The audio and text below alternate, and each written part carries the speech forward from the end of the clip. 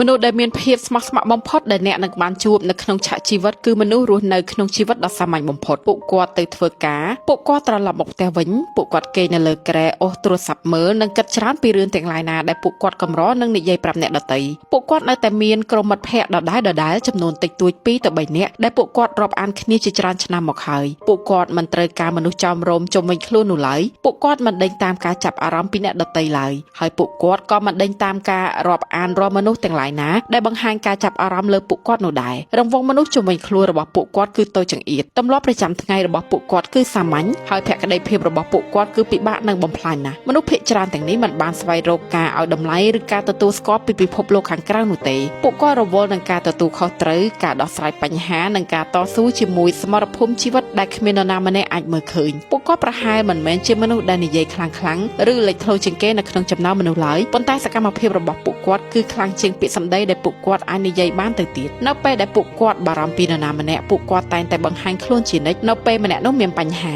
នៅពេលដែលពួកគាត់សន្យាពួកគាត់តែងតែរក្សានិងគោរពវាហើយនៅពេលដែលជីវិតជួបការលំបាកពួកគាត់ជាទូទៅគឺជាអ្នកដែលនៅក្បែរមិនទៅណាឡើយដូច្នេះប្រសិនបើអ្នកមានមនុស្សបែបនេះនៅក្នុងជីវិតរបស់អ្នកសូមកុំមើលរំលងតម្លៃរបស់ពួកគាត់ឲ្យសោះពួកគាត់មិនមែនជាមនុស្សកម្រដោយសារតែពួកគាត់ល្អឥតខ្ចោះនោះទេតែពួកគាត់កម្រគឺដោយសារតែភក្តីភាពបានខ្លាចជារឿងដ៏កម្រមួយទៅហើយនៅក្នុងសម័យដែលពោពេញទៅដោយមនុស្សខ្លាំងខ្លានេះហើយនៅក្នុងពិភពលោកដែលពោពេញទៅដោយមនុស្សដែលមករួចហើយក៏ទៅពួកគាត់គឺជាមនុស្សប្រភេទដែលនៅតែបន្តស្ថិតនៅក្បែរអ្នកជានិច្ច